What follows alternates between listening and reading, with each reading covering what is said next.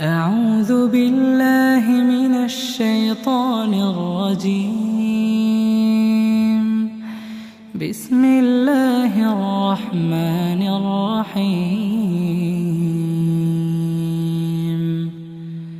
قل أعوذ برب الناس،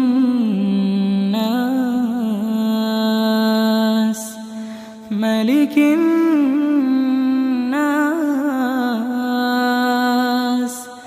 إله الناس،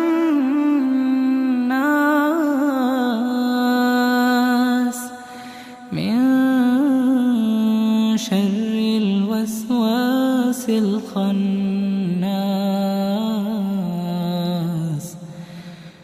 الذي يوسوس في صدور الناس